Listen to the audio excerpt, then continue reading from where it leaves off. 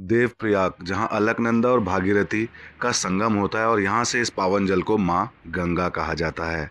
हर हर गंगे। ये वो पावन शिला है जहाँ प्रभु श्री राम बैठकर योग तपस्या किया करते थे और यहाँ इस जगह पर, इस मंदिर पर आज भी प्रभु श्री राम साक्षात विराजमान हैं। गुड मॉर्निंग दोस्तों, मैं ओके कॉर्बेट एक बार फिर आपके समक्ष। सुबह का बज रहे हैं 8:30 और मैं हूँ अभी कोडियाला के पास और जा रहा हूँ देवप्रयाग।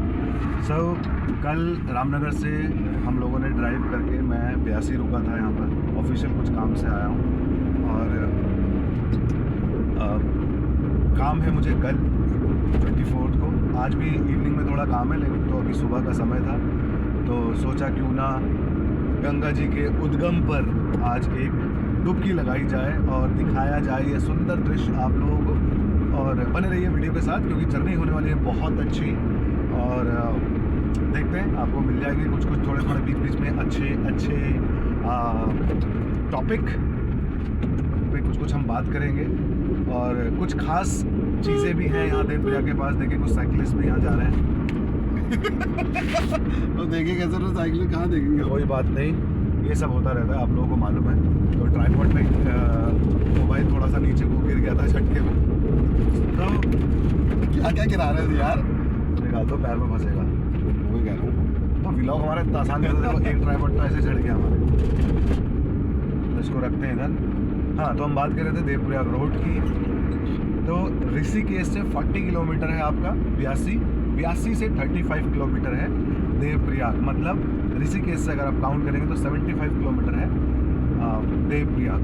तो अभी हम जा रहे हैं देवप्रयाग, जहाँ पे अलकनंदा और भागीरथी मिलके माँ गंगा का उद्गम करती हैं और वहाँ से उस नदी को गंगा कहा जाता है। तो चलिए हम दिखाएंगे वो सुंदर नज़ारा आज आपको देवप्रयाग का। सामने देखिए सड़क, पूरा बहुत बढ़िया सुंदर घाटी के बीच ये सड़क बनी हुई है। साथ में माँ गंगा साथ में नीचे चल रही है, बीच बीच में कहीं से दिखती है। गाड़ी में बैठ के हमें फॉर श्योर नहीं दिख पाएगा, तो चलिए दिखाता हूँ आपको आगे की जर्नी। बने रहिए, कमिंग नेक्स्ट।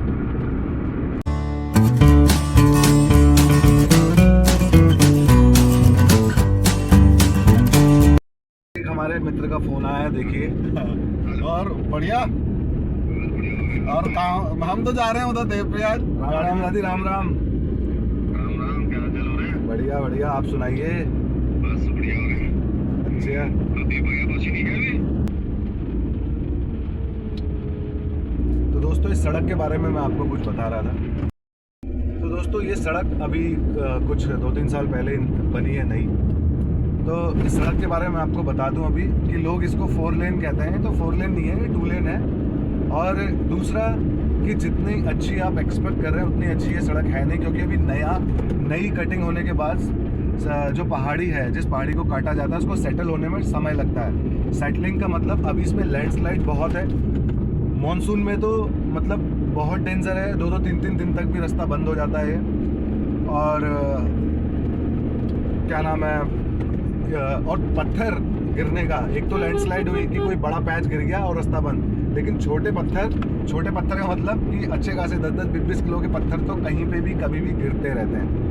तो थोड़ा संभल कर ज़रूर आना होगा, कभी सड़क पर आएँ तो ध्यान रखें कि सड़क पर कभी भी सड़क किनारे लेफ्ट साइड गाड़ी बिल्कुल ना रोकें, मतलब पहाड़ी की तरफ। कभी भी पत्थर आके गाड़ी के ऊपर गिर सकता है, आपको या गाड़ी को नुकसान हो सकता है। तो आप किसी सेफ जगह जहाँ पे पहाड़ी नहीं है, दूसरी तरफ पहाड़ी के, कभी कोई इमरजेंसी स्टॉप लेना है तो किसी ऐसे स्टॉप पे लें। कहीं रास्ते में थोड़ी देर में कुछ ना कुछ छोटे गांव पड़ जाते हैं। जैसे अभी मैं ब्यासी से आगे कहूँ तो कोडियाला पड़ता है, कोडियाला में रुके अगर वॉशरूम के लिए भी जाना है। और आगे अगर जाना है तो अभी 3 पानी पड़ेगा, तो 3 पानी में रुके चाय वाय के लिए, उसके लिए। ये देखिए इस तरह के लैंडस्लाइड पे आप रुक नहीं सकते। कभी भी पत्थर आके छोटा भी गिरेगा यार, अगर 100 ग्राम का पत्थर तो बहुत ज़ोर से लगेगा खोपड़ी पे, तो थोड़ा ध्यान से चले इस सड़क पर। और अभी इसको सेटल होने में, इसमें जो वेजिटेशन है वो आने में करीब 8-10 साल लग जाते हैं। उसके बाद ये रोड, ये जो पहाड़ी है, ये सेटल हो पाएगी कि इसमें लैंडस्लाइड थोड़ा कम हो जाएगा। और तो ये जो पेड़ पौधे जब इसमें उग जाएगी, घास वगैरह, तो वो उसकी जड़ से पहाड़ी मजबूत हो जाती है, फिर लैंडस्लाइड का खतरा कम हो जाता है। तो सफ़र बहुत सुंदर है, बने रहिए। आशा करता हूँ रोड आपको अच्छी लग रही होगी। और अभी देखने वाले हैं आप थोड़ी देर में भाई लोगों का तमाशा मतलब कि डुबकी, क्योंकि पानी बहुत ठंडा है, चाहे अलकनंदा का कहिए चाहे भागीरथी का कहिए, क्योंकि दोनों ग्लेशियर रिवर हैं और ग्लेशियर मेल्टिंग, और यहाँ से ज़्यादा दूर नहीं है वो ग्लेशियर, लेकिन बहुत सुंदर नज़ारा है भाई देवप्रयाग का। मैं गया हूँ 8-10 बार, लेकिन कभी डुबकी नहीं लगा पाया, क्योंकि हर बार गैस के साथ गया हूँ, गैस को डुबकी लगवाई है, लेकिन एज अ गाइड नेचुरलिस्ट गैस के साथ हम डुबकी नहीं लगा सकते। तो आज लेकिन पर्सनल जा रहे हैं, तो आज डुबकी ज़रूर लगाएंगे। चलिए बने रहिए वीडियो के साथ, कमिंग अप नेक्स्ट। तो दोस्तों हम पहुंच गए देवप्रयाग। तो ये देवप्रयाग की मार्केट है ये तो सड़क पे लगा दी है कार, और यहाँ से आपको वॉक करना पड़ता है थोड़ा नीचे डाउन, करीब 200-300 मीटर। कुछ स्टेज भी मिलेंगे और 2 रास्ते हैं, जिनको स्टेज पसंद है वो स्टेज से जा सकते हैं, और जो ऐसे रोड पे वॉक करना चाहते हैं वो रोड पे वॉक कर सकते हैं। तो यहाँ पे कुछ खुशबू भी अच्छी आ रही है, खुशबू अच्छी आएगी क्योंकि आगे समोसा कचौड़ी दिख रही है या गुजिया हैं ये, कचौड़ी गुजिया दोनों ही है ना, मट्ठी है। तो अब देखने वाले हैं आप अलकनंदा और भागीरथी का। नहीं कुछ नहीं हो रही है यार 2021 में यहाँ पे भी ये नाले में बहुत ख़तरनाक बाढ़ आई थी, तो यहाँ ये पुराना पुल है जो टूट गया था, बड़े बड़े पत्थर थे इसमें, खैर अब तो हटा दिए, निकाल दिए, और ये एक नया पुल बन गया है। तो रास्ते पे ऑन द स्पॉट आपको कुछ ऑन द वे ऐसे कुछ मिठाइयों की दुकान, प्रसाद की दुकानें मिल जाएंगी, और ये स्ट्रीम जा रही है जो नीचे अलकनंदा में मिलती है।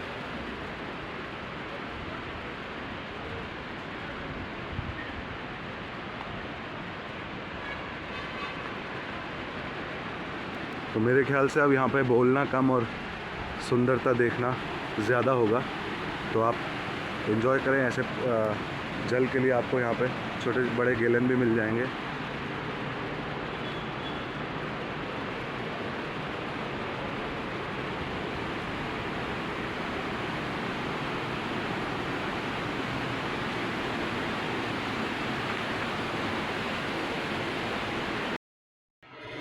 तो दोस्तों भागीरथी की छलछलाहट आप सुन रहे होंगे, यह है भागीरथी।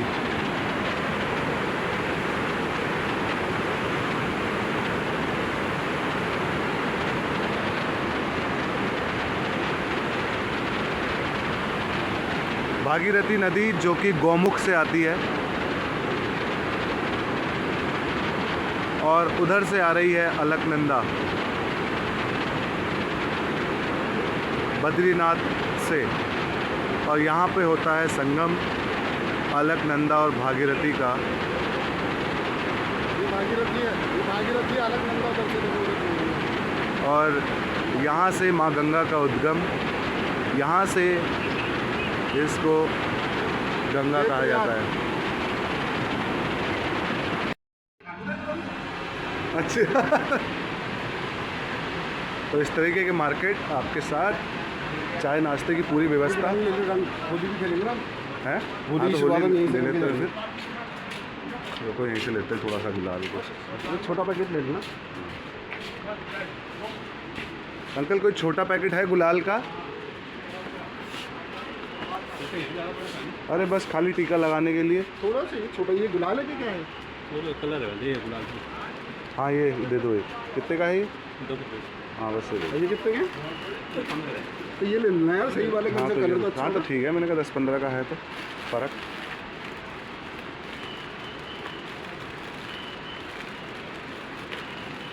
नहीं आ रही है। ले लीजिए। हाँ, ये सही रहता है ना लगाने के लिए, तो ठीक है। धन्यवादम। चलिए। अरे वाह, शॉर्ट्स कपड़े।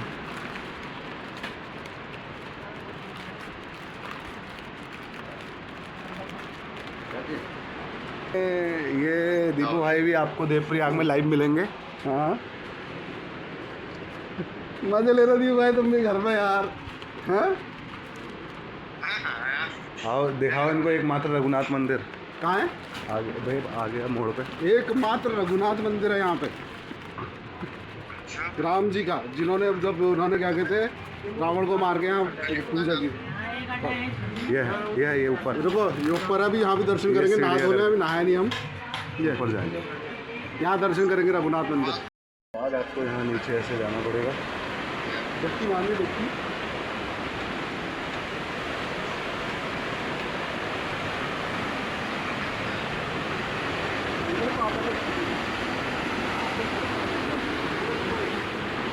यहाँ पे स्कूल भी है, ये एक स्कूल है, बहुत सुंदर नज़ारा। अलग नंदा है,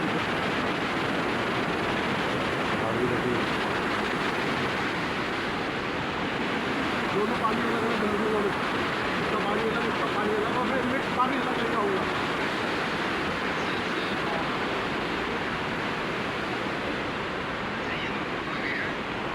तो ये रहा दोस्तों सुंदर माँ गंगा का उद्गम। यहाँ से इस पावन जल को गंगा कहा जाता है। देखिए कुछ अच्छी सुंदर मछलियाँ भी हैं। मछलियाँ देखो कितनी है वहाँ। हाँ हाँ ये कबूतर है जहाँ वो कर रहे हैं लोग, लगा रहे हैं डुबकी। मछलियाँ देखो कितनी हैं। जी भाई मैं तो दोनों में डुबकी लगा के आऊँगा। मजे आ रहा है।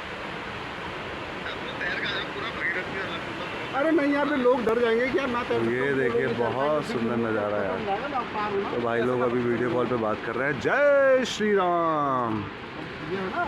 ये अलकनंदा बिल्कुल शांत आती है, कोई आवाज़ नहीं, कुछ नहीं। और भागीरथी आती है छल छलाते हुए, लहलहाते हुए, शोर मचाते हुए। और यहाँ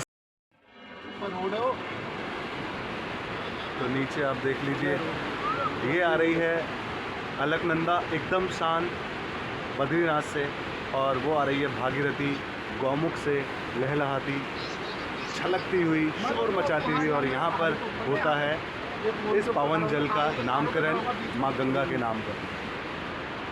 देवप्रयाग से देख रहे हैं आप ओके कॉर्बेट पर। और बड़ा भावुक हो जाता है मन यहाँ पर ऐसी जगहों पर आकर। और अब लगाते हैं डुबकी और कहते हैं हर हर गंगे।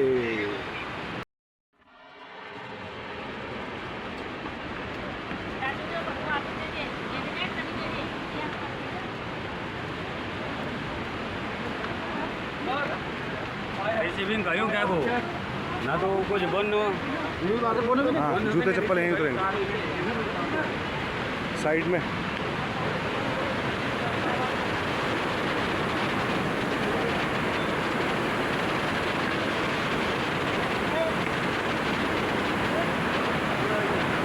ये देख लीजिए दोस्तों एक बार फिर नज़दीक से भागीरथी लहलहाती, छल छलाती, शोर मचाती और शांत अलकनंदा उधर से।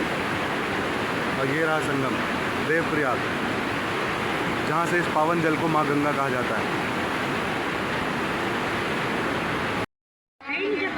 ये रहा उद्गम एक बार फिर भागीरथी और अलकनंदा।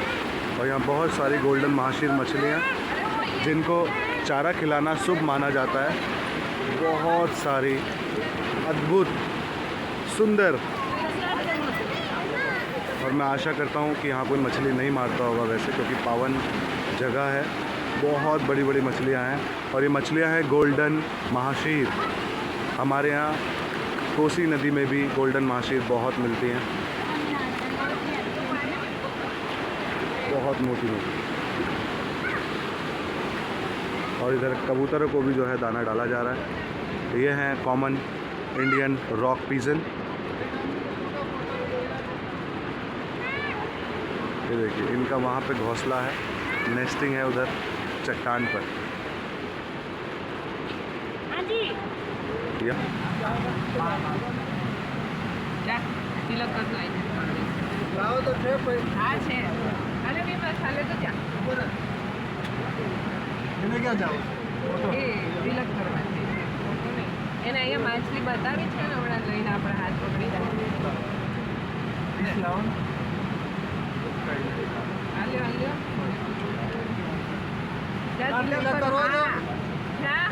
चल एक बार કરીને આવતો રે પછી આ ફિશને ये ખવડાવું. लाइफ की पहली होली है जो हमने देवप्रयाग में खेली है। वैसे हम लोग बहुत होली अलग अलग जगह जाके खेलते हैं। ये होली देवप्रयाग में होली थी। आपको भी होली की बहुत बहुत शुभकामनाएं। લાઈએ ભૈયાજી हमको भी लेके हाँ, हाँ, बिल्कुल। थोड़ा हम भी हमारा फैमिली के साथ रहते हैं. बिल्कुल आराम से आराम से आराम से। बस बस कलर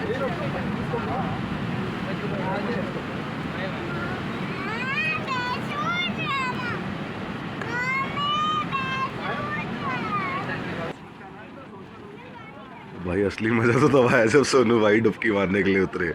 अब भाई देखने लायक था नज़ारा ये जैसे ही बैठे, क्योंकि इनको जो है स्विमिंग नहीं आती तो पानी से वैसे ही डर लगता है। अब यहाँ पे गहरा नहीं, पानी घुटने बराबर, तो पूरा लेट नहीं सकते डर के मारे, और झुकने से अंदर डूब नहीं रहे तो यहाँ बड़े ड्रामे हुए, बार बार बैठे कह रहे लहर मुझे धक्का मार रही है। मैंने कहा तुम पापी हो इसलिए जो है लहर तुम्हें धक्का मार रही है देखो। अब बस इतना करके इन्हें लगा मैंने डुबकी मार ली, ये हर हर गंगे बड़े ड्रामे हुए। तो इनको यहाँ पे जो है कंफर्ट नहीं आया। फिर इनको इस कोने का याद आया कि इस कोने पे जाता हूँ, दीवार और जंजीर दोनों पकड़ के डुबकी मारूंगा बैठे बार बार और इनकी सांस फूल जाए बैठने से ही। तो एक तो पानी ठंडा, ऊपर से पानी से डर तो वहाँ पे मुझे बड़ी हंसी आई इनका मुंह और एक्सप्रेशन देख के। ऐसा लग रहा था इनका अलग पे आ गया है बिल्कुल कलेजा निकल के। तो मज़ा आया इनको देखकर। अब आप देखें, फिर थोड़ी देर ये थोड़ा इधर को खिसके और फिर मैंने जाके थोड़ा कैमरा भी सेट किया। फिर मुझे ध्यान आया कि इधर को कैमरा सेट करना पड़ेगा, नहीं तो इनकी डुबकी दिखाई नहीं देगी। तो मैंने कैमरा उठा ही लिया इनकी डुबकी के लिए। तो अब जो है भाई ने ये हमारी पहली डुबकी, ये एक और एक और एक और एक और शाबाश। 3 हर हर गंगे। तो भाई सोनू भाई की तो हो गई थी डुबकियाँ, अब उनको काम सौंपा गया जल भरने का। तो आगे जाके तो उनकी हिम्मत थी नहीं कि वो वहाँ जाके भर लें। तो बस यहीं कोने पे ही सब लोग भर भी रहे थे, तो ये भी खुद ही बैठ गए और यहाँ पे इन्होंने जल भरा। मैं वेट कर रहा था कि ये जो जल भर रहे हैं ये लोग भर लें ताकि फिर मैं भी डुबकी लगा सकूँ बस। और जंजीर भी यहाँ कभी किसी के पैरों पर फंस रही थी, सबको मैंने एक तरफ किया जंजीर से। और फिर मैंने जो है डुबकी लगाई। डुबकी यहाँ पर बिना जंजीर पकड़े भी लगाई जा सकती है, लेकिन ऊपर से जो बाबा जी पंडित जी लोग हैं वहाँ के, वो लोग थोड़ा सा बार बार समझाते हैं कि आप बिना जंजीर पकड़े डुबकी ना लगाएं। तो उनकी तसल्ली के लिए भी मैंने जंजीर पकड़ी, लेकिन मुझे बहुत कंफर्टेबल था, ऐसा कोई लहर वाला कुछ नहीं था। तो घुटने पे बैठ के तो डुबकी मुझसे नहीं लगाई जाती। तो मैं स्विमिंग जानता हूँ तो मेरे को लेट के ही डुबकी का मज़ा लगता है। तो मैंने थोड़ी देर आगे जाकर ये भी कोशिश की कि उधर से जो भागीरथी आ रही है तो उस तरफ क्या डुबकी लगाई जा सकती है। ट्राई किया, लेकिन वहाँ पे बहुत डिफ़िकल्ट था, लहर बहुत ज़ोरों की चल रही थी, तो उस तरफ लगाना मुश्किल था। तो मैंने यहीं पे ही जम के डुबकियाँ लगाई मेंढक स्टाइल में खैर, तो डुबकी लगाने का यहाँ पे एक अलग ही आनंद था। पहले हम लोगों ने होली खेली और फिर डुबकी लगाई। तो चैन पकड़कर मैंने थोड़ा सा जायज़ा लेने की कोशिश की कि वहाँ पे पानी कितना गहरा है, किस तरह का मंज़र है। तो मंज़र वहाँ पे कुछ ऐसा नहाने लायक नहीं था। एक ये बंदा पता नहीं कौन कैमरे के आगे आके खड़ा हो गया पिछवाड़ा लेके ये देखो ये आके और पिछवाड़ा लेके वहाँ खड़ा हो गया मेरे लेके आएंगे ये अलग ही कुछ अलग ही। हाँ, ये अपना अलग ही इसने पता नहीं कौन से 2 पहाड़ लाके खड़े कर दिए। खैर, कहानी यहीं ख़त्म नहीं हुई। उसके बाद पंडित जी बड़े बड़े नंगे आगे से निकलते रहे, पंडित जी भी लोटा लेके खड़े हो गए। खैर, फिर बाद में एट लास्ट पानी भरने के बाद हम लोगों ने एक डुबकी और लगाई और उसके बाद हमने यहाँ से रघुनाथ टेम्पल की तरफ जो है प्रस्थान किया। दोस्तों, हम लोगों ने मार दी है डुबकी, मना ली है होली और अब चलते हैं दर्शन करने रघुनाथ टेम्पल और कुछ स्पेशल फैक्ट बताएंगे आपको रघुनाथ मंदिर के बारे में यहाँ के। चलिए कमिंग अप नेक्स्ट। ज़रूर आएगा, मेरे साथ है, टूर बहुत अच्छा होता है, ट्राई करिएगा। जिसके साथ जाएंगे अकेले तो मज़ा नहीं आएगा। हाँ, इनके साथ जाना बहुत ज़रूरी है। हाँ, क्योंकि लाइफ में चैलेंजेस नहीं आएंगे तो आप कुछ सीखेंगे नहीं। तो अपना चैलेंज अपने साथ लेके घूमता हूँ मैं। ठीक है। तो बस फिर हमने शुरू किया रघुनाथ टेम्पल की चढ़ाई, जिस पर ये बड़ी बड़ी करीब 105-106 सीढ़ियाँ थी, जो कि थोड़ी थका देने वाली है। अगर आप काफ़ी दिनों से प्रैक्टिस में नहीं हैं तो थोड़ी सी थकान ये ज़रूर कर देगी। जाते हुए तो पता नहीं चलता, लेकिन जब आप नीचे उतरते हैं तो थाइज़ में पता चलता है कि आज आपने कुछ मेहनत की है। और ऊपर जाकर मंदिर का नज़ारा भी बहुत सुंदर था। तो बस मंदिर की आखिरी सीढ़ी हम लोगों ने चढ़ी और जूते चप्पल उतारने की व्यवस्था यहीं बाहर थी, तो हम लोगों ने जूते चप्पल खोले और लिया रघुनाथ जी का नाम, जय श्री राम, और चले दर्शन के लिए। तो अंदर जो है कैमरा अलाउ नहीं था। तो मंदिर के अंदर कैमरा अलाउ नहीं है, इसको हम रखते हैं यहीं। तो यहाँ कुछ पत्थरों पर कुछ लिखाई थी, तो कुछ इम्पॉर्टेंट था, मुझे लगा आप लोगों के लिए मैं इसको फिल्मा लेता हूँ। तो मैंने स्लोली यहाँ पर ये सब, यहाँ पे श्री बद्रीनाथ चालीसा और भी कुछ इम्पॉर्टेंट चीज़ें लिखी हुई थी, तो मैंने ये यहाँ वीडियो बना लिया। आप पॉज कर पढ़ लीजिएगा। अब मैं बताता हूँ आपको इस मंदिर की कहानी। तो रावण के वध के बाद प्रभु श्री राम को बहुत पश्चाताप हुआ, क्योंकि रावण भी एक महान पंडित थे। तो पश्चाताप के तहत वो जब यात्रा के लिए रघुनाथ जी निकले तो यहाँ पर वो है रुके और उन्होंने तपस्या की और अपने उस पाप को धोने की कोशिश की। ये है बजरंगबली का टेम्पल। तो कैमरा यहाँ भी अंदर अलाउ नहीं था, तो मैंने कैमरा साइड में रखा और पहले हनुमान जी की इस प्रतिमा के दर्शन किए। और पंडित जी ने भी बहुत अच्छे से, बहुत प्यार से, मंत्रों के साथ जो है दर्शन करवाए। और दोस्तों यहाँ पे पंडित जी ने एक बात बहुत अच्छी बताई कि यहाँ उन्होंने कहा कि यहाँ हनुमान जी स्वयंभू हैं। तो मैंने उनसे पूछा कि स्वयंभू का मतलब क्या होता है, तो उन्होंने बताया मतलब वो साक्षात यहीं विराजमान है। उनकी पूजा दुनिया जहाँ में होती है, लेकिन वो रहते यहाँ पर हैं, क्योंकि उनके रघुनाथ जी यहाँ पर हैं। तो उन्होंने ये भी बताया कि ये जो रघुनाथ टेम्पल है, जो भी आप प्रतिमा देख रहे हैं, उसके रूप में श्री राम जी स्वयं यहाँ मौजूद हैं। जैसे आप और हम अभी इस ज़मीन पर खड़े हैं, वैसे ही श्री प्रभु राम यहाँ पर मौजूद हैं। इसलिए हनुमान जी भी यहाँ पर स्वयंभू हैं, खुद ज़मीन पर मौजूद यहाँ ही वास करते हैं। तो इसीलिए आप भी इस स्वयंभू श्री हनुमान जी के दर्शन करें। जय श्री राम। और उसके बाद यहाँ पर कुछ ये पुरानी सीढ़ियाँ टाइप कुछ नुमा था, दिखाता हूँ आपको। बाद में बने पुराने रास्ते। ये इस तरह से लोग ऐसे पत्थर काट यहाँ पर के। जो है क्षेत्रपाल देवता है, जो क्षेत्र अच्छा। की रक्षा करते हैं। हाँ हाँ हाँ। ये सीढ़ी है। हाँ, तो इस तरह लोग दर्शन के लिए जाते हैं। ऐसे दर्शन के लिए जाया जाता था। बता सकते हो ना इसे? हाँ, तो उतरते भी यहीं से थे। उतरना ही तो खेला है। हाँ? उतरना ही खेला है। मतलब ये पुराने जमाने की सीढ़ी है। हाँ जी, हाँ जी, हाँ जी। बताओ।